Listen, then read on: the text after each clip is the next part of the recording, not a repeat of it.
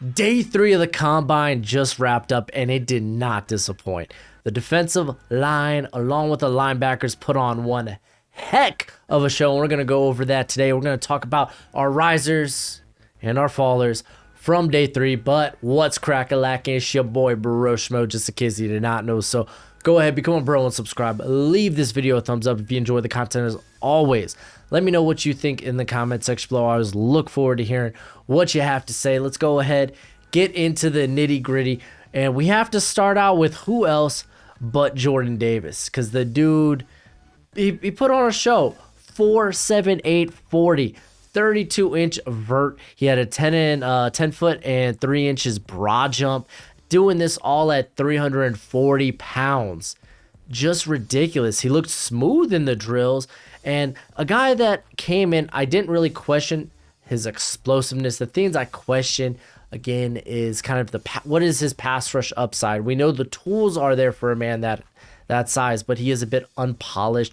You did see in parts of the drills where he kind of like played a bit high, but all in all, it's just the tools are immense. They're amazing. You know you're getting an elite run stuffer, and you know what? The pass rush and upside is it warrants taking a shot on in the first round. It really does. Do I think he eclipsed his teammate Devontae Wyatt, who also, mind you, had one heck of a day? I don't know, man, because they both do two very different things. But yeah, I think those two guys are for sure first rounders. Both had great days. Like, honestly, if you were a part of Georgia, you had a day. You really did. The linebackers didn't disappoint either. But yeah, Jordan Davis, good on you, bro. Good on you, bro. And honestly, not a lot of the defensive interior had bad outings, really. Like a lot of the guy, like Fedarian Mathis, tested better than I thought he would at some of the explosive drills. Perion Winfrey was fast. Travis Jones looked solid, but even Matthew Butler, he like came in and he was exactly who I thought he was. He's an explosive 3-tech. He's a gap penetrator. That's what he does. But one guy I really want to highlight that didn't get a lot of shine this past season was Thomas Booker out of Stanford. Kind of playing at a position there for Stanford, but he has always been a solid player for them. And then he came out here today, and it sucked. I wanted this guy to have a Senior Bowl. Ended up only going to the East-West Shrine game. And I was like, man, I really think this guy in the one-on-ones could really take over. He kind of did that at the East-West Shrine game, but he came out and really needed to have one heck of a performance. And you know what? He did not disappoint. The guy was freaking awesome. Let me pull up his stats here. He ended up going 4.94 in the 40 at 310, 6'3". He had a very nice broad at 110 inches. His 3-cone I thought was pretty impressive for a man his size. I mean, it was actually better than a lot of the groups at 7.33. Like, I really do think this dude has some, like, he's a bit of a physical specimen. I think he really elevated his stock today. I don't know. I think he's early day 3. I'm gonna be all honest. He's been a favorite of mine throughout the whole process, even coming into the year. Just a guy that was used at a position there at Stanford, was more of a gap eater, and I was like, man, this guy, I know he can get after it if they would just let him. So it was nice to see him do well. It warmed my heart. Thomas Booker, good on you, bro. Good on you. Now we got to talk about the edge class. Boye Mafe, he came in and he did Boye Mafe things. Like the dude was great. Came in at 6'4", 261 pounds, which I like that he got above 260 again, because at the Senior Bowl he was playing 255, which wasn't a problem, but thought it'd be nice for him to come in and just test out like a monster at the size he was kind of listed at Memphis, Minnesota, and the dude had a day. Let me find his stats real quick. Oh, just Control F this. Oh, shucks. Here we go. Control F, boy. Mafe. There we go. He only tested out in the explosive drills, but honestly, that's all I really wanted to see him at. I just wanted to see if he would test out similar to, well, what Bruce Feldman had him listed at. He had 38 in the vert. Solid. It was among one of the better ones on the day. And he had a broad jump of 125 inches. Which, I mean, among the edge rusher prospects, he was third in the vert. By the way, Arnold Ebiketie coming out, like, looking explosive. Because a lot of people think this, like, a lot of people peg this guy's get off as a bit average. And, I mean, I thought he did a good job coming in here today and proving otherwise. But Mafe, he was in the top 5 of all the explosive drills. You love to see it. Is it enough for him to sneak into the first round? Possibly. We'll see. But probably the biggest winner at the edge position was Travon Walker. Everyone expected, because they know this guy has the physical tools.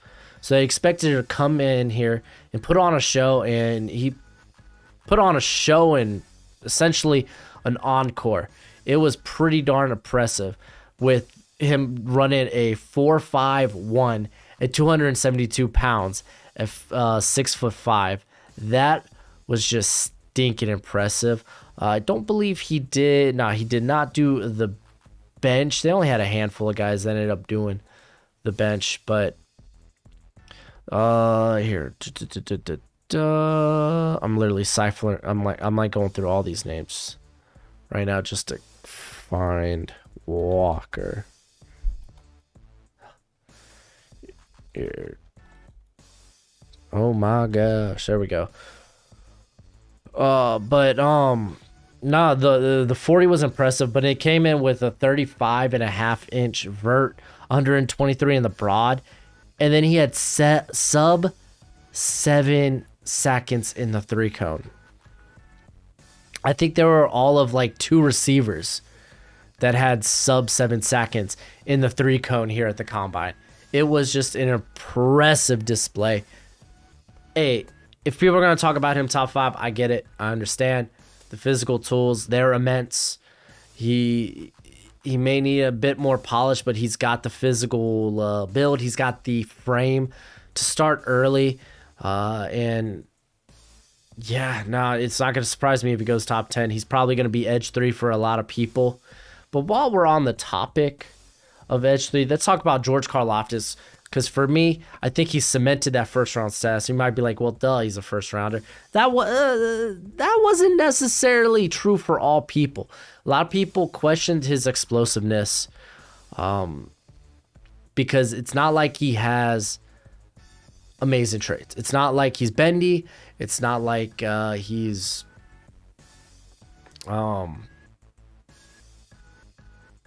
lengthy, though the length came in looking a bit better. I believe it was 32 and 5/8 inch in terms of his arm length, which you like to see. That's solid. I mean, he didn't cross that 33-inch threshold, but it is what it is. His arms aren't nearly as short as one would expect. The explosive drills, he did well. Like, I believe he was in the top 5 in terms of the vert. He was 4th in the vert with 38 inches. In the broad, he was just outside he was inside the top 10 with 10 feet and an inch. I believe, did he test out in the 3-cone? He did not. There was only like 6 guys that did that.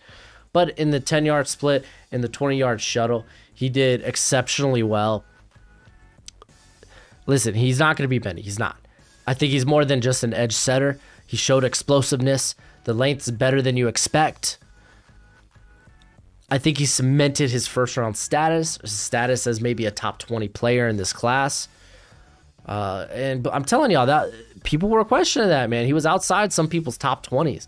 He was like viewed as this late first rounder that could fall out. I don't think that's nearly the case anymore. I think he did a good job coming in and being like, yo, don't make a mistake.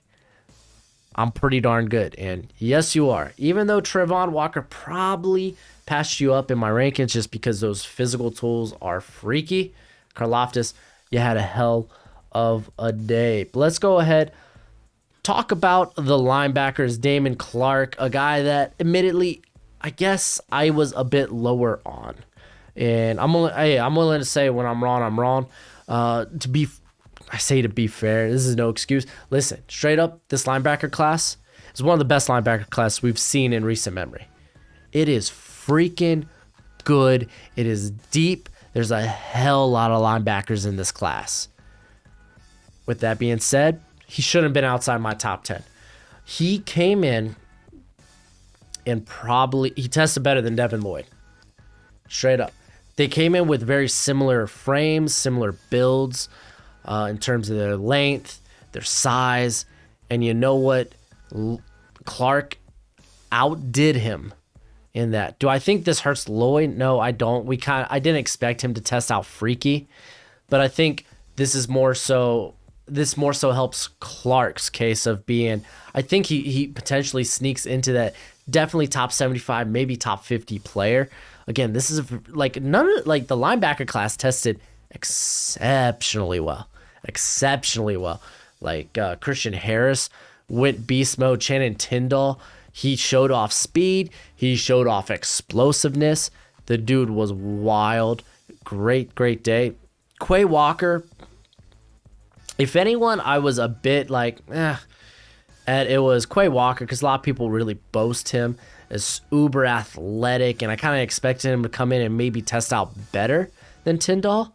He did not, but I don't think that doesn't hurt him. Tindall tested out like a monster. Like Walker tested very well in his own right. I think he deserves to be like a top 100 prospect. Leo Chenal came in fast, 4.53. Like these linebackers, holy moly. And I mean, that's not even mentioning Troy Anderson, who tested out with a 4.42. Chad Muma had a day. Like, dude, this was great. But let's talk about Clark.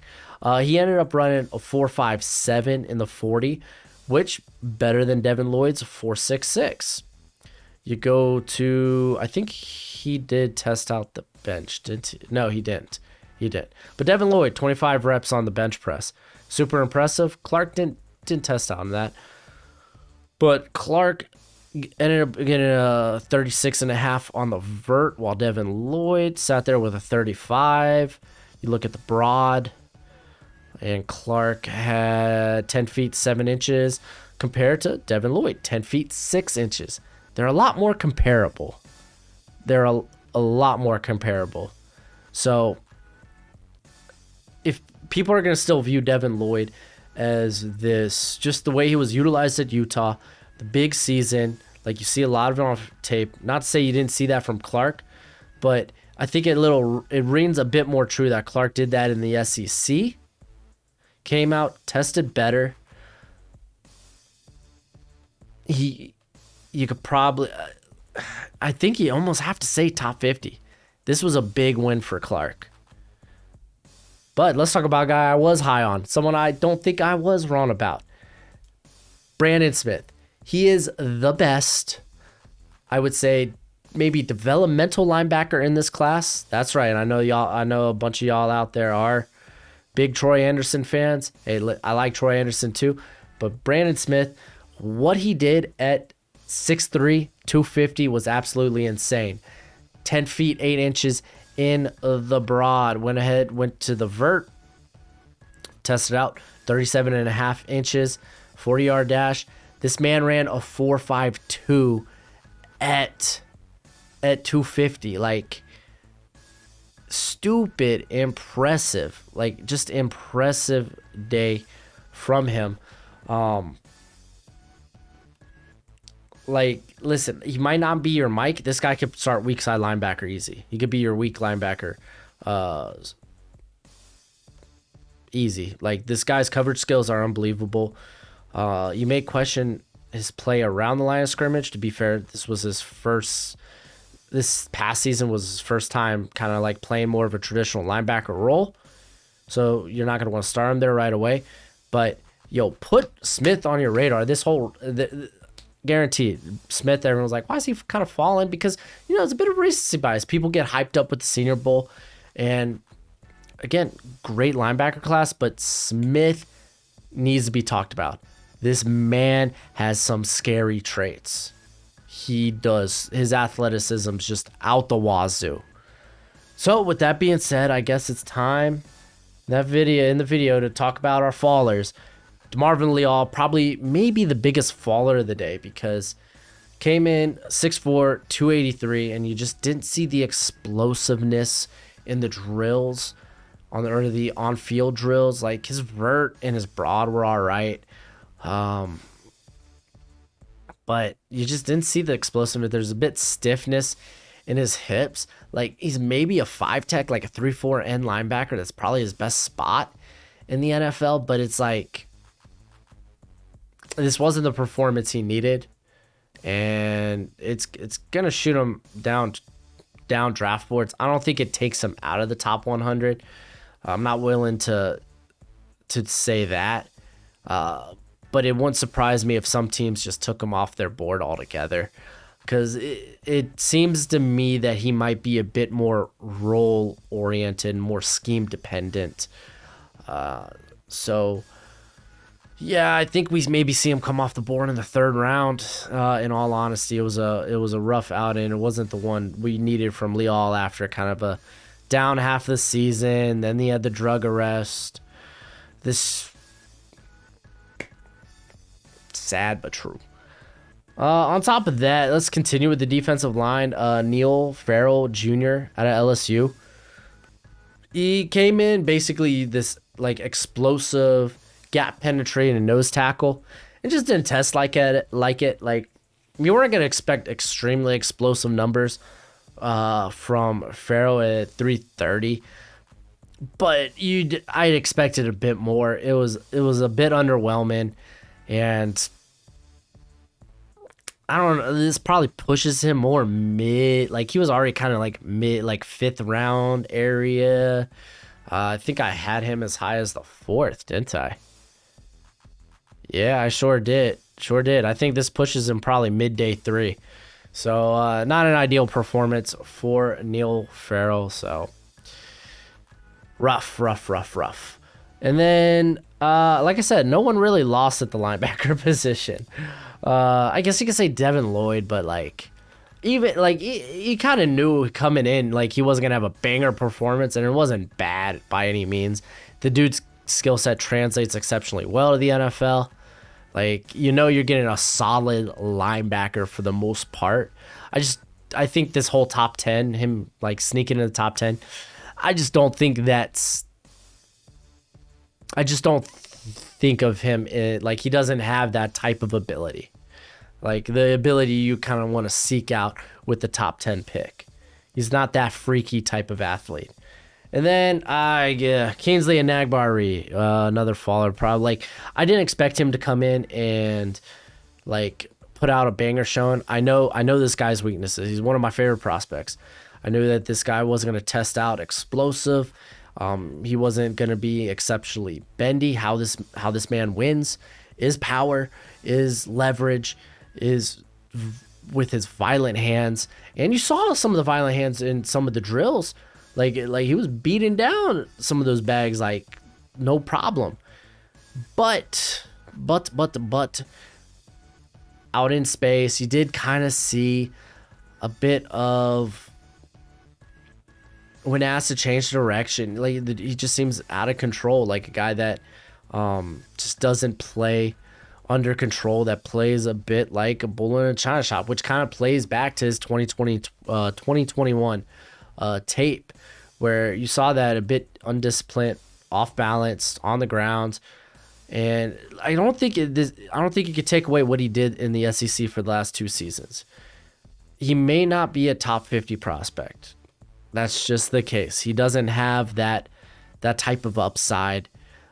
You probably start to think about him in the late 2nd, early 3rd area. That's probably about where you'll probably start thinking about him in a very deep edge class. So, like I don't think Anagbari is probably a faller for a lot of people. This is probably what they expected.